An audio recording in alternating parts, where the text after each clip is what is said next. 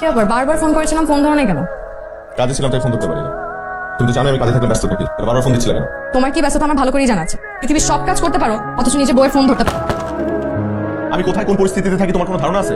ওই সময় একটা ফোন ধরা আমার জন্য রিস্ক, আর তুমি ঠিক ওই সময় আমাকে ফোন দিয়ে যাও। আমাকে পরিস্থিতি শেখাও। কি এমন পরিস্থিতি যে নিজে বইয়ের ফোন ধরার সময় নাই? আর তোমার কি রিস্ক সেটা আমি খুব ভালো করেই জানি। ভালো করে জানো, তাহলে বারবার ফোন দাও কেন? কেন করি তুমি জানো না? আজকে বাবা যেতে বলেছিল, আমাদের যে দাওয়াত ছিল তোমার তো মনে নাই? আমার এইসব দাওয়াতের সময় নাই। না তা থাকবে কেন, তোমার তো খালি সময় থাকবে মেয়ে কলিগদের সাথে। কি কি মেয়ে কলিগদের সাথে কি?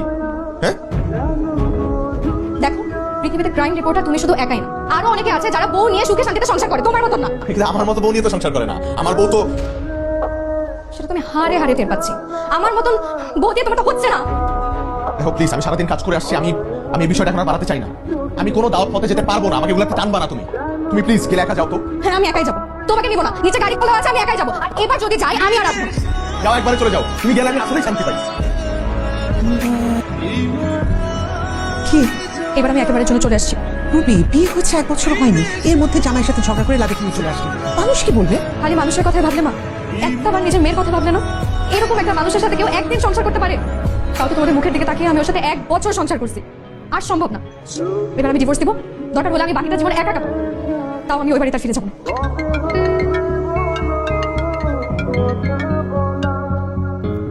আসসালামু আলাইকুম ডিআইজি স্যার। ওয়ালাইকুম আসসালাম। আরে এখন কি ডিআইজি আছে নাকি? কবে রিটায়ার করেছি? কিন্তু স্যার এখনো আমার ফোনে আপনার নাম ডিআইজি স্যার দিয়ে সেভ করা। ভালো ইয়ে ভাবি, একটু তোমার সঙ্গে একটা কথা আছে, মানে ওই রুবির বিষয়ে। আপনাকে আমি ওর সম্পর্কে কোনো কমপ্লেন করতে চাই না, আপনি শুধু শুধু কষ্ট পাবেন। যাই ঘটুক বাবা, মানে সমস্যা হলে সমাধান তো করতে হবে, মানে সমস্যাটা কি হচ্ছে সেটা বলতে হবে, কথা তো বলতে হবে না? স্যার আমার তো মনে হয় রুবি আমাকে পছন্দই করে না, আমাকে সহ্য করতে পারে না, কথায় কথায় আমার সাথে তর্ক করে। আপনার মেয়ের খবর কি রেখেছেন? সিচুয়েশন যে অবস্থায় আছে বা যেদিকে যাচ্ছে, আমার মনে হয় আমাদের একসাথে থাকা হবে না। তুমি এসব কি বলছো বাবা? মানে স্যার আমি রাতেবেলা আপনাদের বাসায় এসে আপনার সাথে সামনাসামনি বসে কথা বলবো। আরে আমি ভাই এত আগে গেছে, আমি তো ভাবছি আপনি আরো দেরি করে আসবেন। কেন দেরি করে আসবো কেন? দেরি করে আসবি কারণ তোর ঘরে নতুন বউ। আমার বিয়ে হয়েছে 1 বছর হয়েছে, ও কি এখনো নতুন আছে নাকি? আছে বন্ধু আছে, বাচ্চা কাচ্চা না হওয়া পর্যন্ত ও নতুনই থাকে। ধর, তাহলে তো 6 মাস পরেই আমার বউ পুরানো হয়ে গেছে। প্রথম 3 মাস তাও আমার বউ ঠিকঠাক মতো কথা বলছে আমার সাথে, পরের 3 মাসে কথা হয়ে গেছে অফিসে। তবে যাই বলিস, তোর এই সিচুয়েশনের জন্য তোর বউ মোটেও দেয় না, তাই তুই নিজে। আমি যাই মানে? এটা আবার কেমন বিচার? ভিকটিমকেই বানাই দিলা কালপ্রিট। Husband always culprit. নতুন নতুন বিয়ে করছস তো অনেক কিছু শেখার বাকি।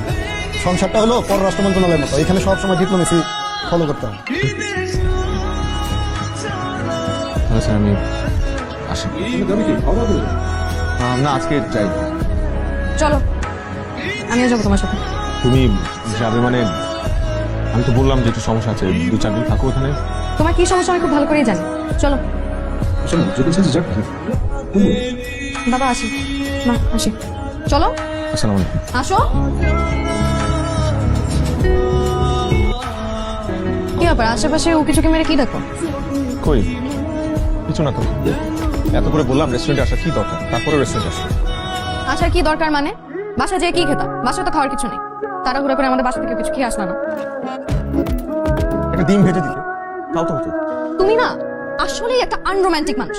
মানুষ বিয়ের পরে হাজবেন্ডের সাথে কত জায়গায় ঘুরতে যায়, কত কিছু খেতে যায়, কত রোমান্টিক সময় কাটে। আর তোমাকে আমি কোথাও নিয়ে যেতে বললে তুমি আমাকে ঘুরে ফিরে একই রেস্টুরেন্টে নিয়ে আসো। কি অবস্থা? এই তো, তুমি কেমন আছো? পরিচয় করিয়ে দিই, হচ্ছে আমার ওয়াইফ রুবি।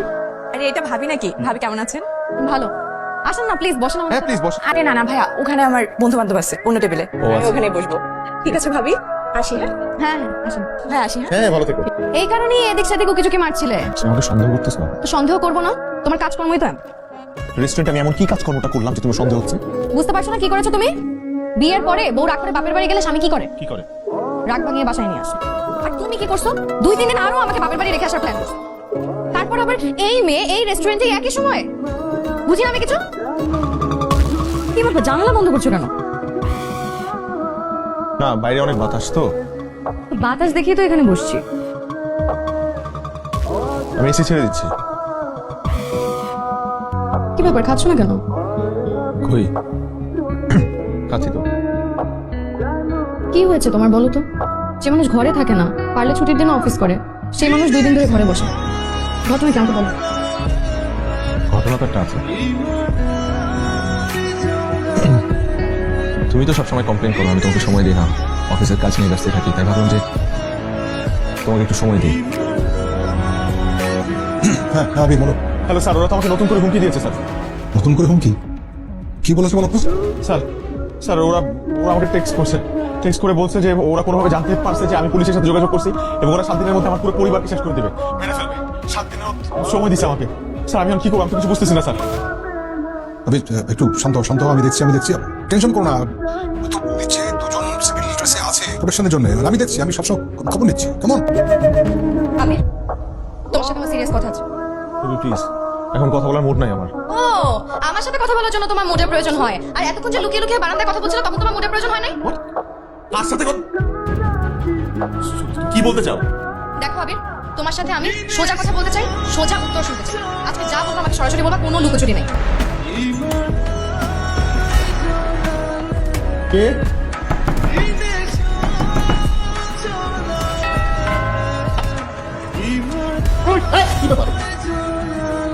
কি ব্যাপার আপনি এখানে? হ্যাঁ, আমি তো 1 তারিখেই বাসা ভাড়া দিয়ে দিছি।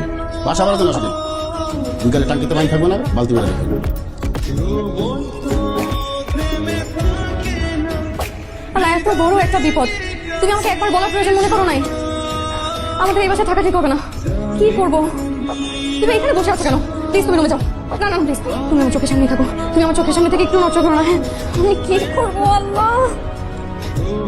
আমরা কাজ করি, আমরা দুজনে মিলে বাবার বাসায় চলে যাই। তাহলে তাহলে তাহলে তাহলে আমরা বিপদে পড়বো না। না আমি মাকে ফোন দিই, আমি তা করে রাখছি।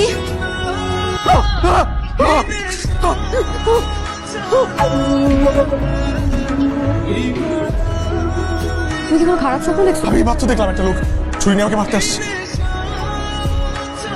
আচ্ছা তুমি ভয় পেও না, আমি তুমি শোনো, আমি জেগেছি।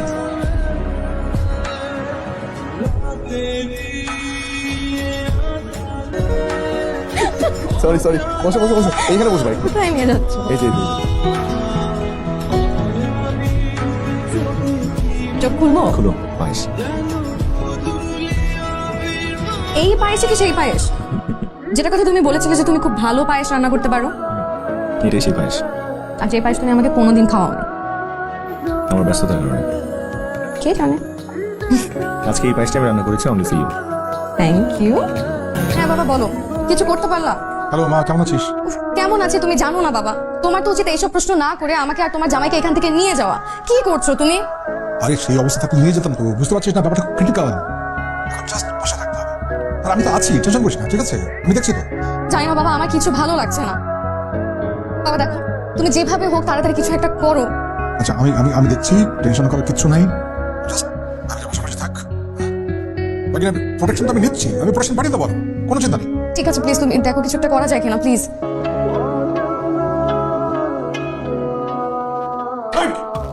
সত্যি করে বল, তুই কে আমাদের খুন করতে আসছিস? তোরে কে বানাইতে? সত্যি করে বল। খুন? আমি আপনাকে কারো খুন করতে আসি না। এই সত্যি করে বল, নাহলে কিন্তু পিটায় একদম হাড্ডি কুটি গুঁড়া করে দেবো আমি। আমি কিন্তু পুলিশের মেয়ে। ম্যাডাম আমি আপনার সিনিয়র ম্যাডাম, আপনি ডিআইজি মঈনুদ্দিন স্যারের মেয়ে। বিশ্বাস করেন খোদার কসম, আমার বউ আস্তার কসম, আল্লাহর কসম, আমি চুরি করতে আসি, আমি খুন করতে আসি। আমি আর তোমার মা মিলে এই পরিস্থিতিটা তৈরি করেছি, প্ল্যান করেছি। দেখো, তোমাদের যে দাম্পত্য সমস্যা, এটা নাথিং বাট মিসআন্ডারস্ট্যান্ডিং, ভুল বোঝাবুঝি। এগুলোর সমাধান তোমাদের কি করতে পারবে? কেউ করতে পারবে না। সরি বাট তোমার মোবাইলে যে হুমকি ধমকি এসছে, মেসেজ এসছে, ওটা আমার ওই সাইবার ক্রাইমে একটা জুনিয়র কলিগ আছে, তাকে দিয়ে আমি জেনারেট করেছি। What? Sorry sorry sorry sorry for that. চোরের ব্যাপারটা কিন্তু ছিল লাস্ট পুশ।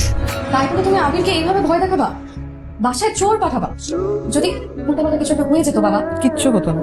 আমার মেয়ের উপর আমার পুরো আস্থা আছে। আমি জানি কোনো বিপদ হলে ঠিকই তুই আবিরের পাশে দাঁড়াবি। এইভাবে না হলে আবিরকে আটকানো যেত না। আবিরকে না আটকালে এটা বোঝাপড়া, ভুল বোঝাবুঝি ঠিক হওয়া কিছুতেই হবে না। আমি তো আবিরকে চিনি। আপনি ঠিকই ছিলেন। Thanks to both of you. দোষটা আসলে আমার। বিয়ের পর আমি ওকে একদমই সময় দেইনি। রবি আমি গেলাম, অফিসে দেরি হয়ে যাচ্ছে। এই দাঁড়াও, তুমি তো তোমার ব্যাগ নিতেই ভুলে গেছো। তোমার আইডি কার্ড। Thank you. আচ্ছা কিন্তু তোমার বাবার বাসায় দাপট আছে, ভুলে যেও না আবার। তোমার মনে আছে মনে থাকবে না? শোনো, আমি অফিসের কাজ দ্রুত শেষ করে বাসায় চলে আসবো, তারপর আমরা খুব সুন্দর করে রেডি হয়ে যাবো, হ্যাঁ? আর তুমি কিন্তু নীল শাড়িটা পরবে। তাহলে তুমি তোমার মেরুন পাঞ্জাবিটা পরো।